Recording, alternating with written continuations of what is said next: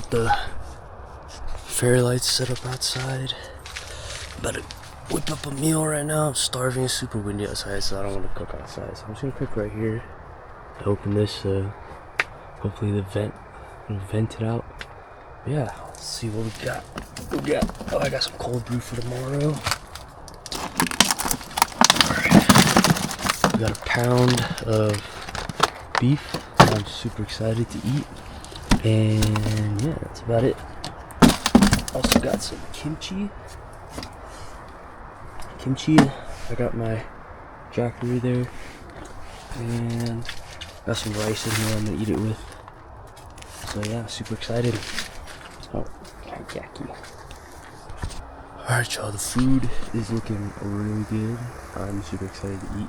I'm gonna feed Jackie here. And yeah, I'm gonna enjoy this meal. I'll see you guys before I go to bed.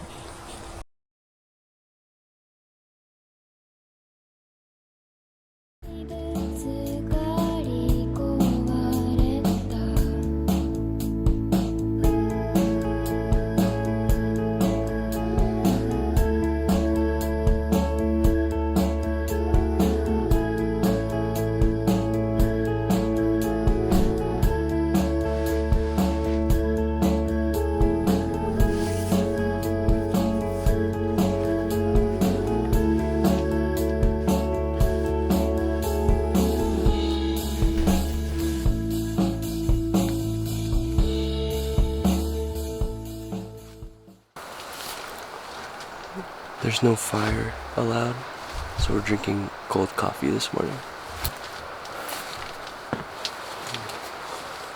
My girlfriend loves this creamer, so she got me this.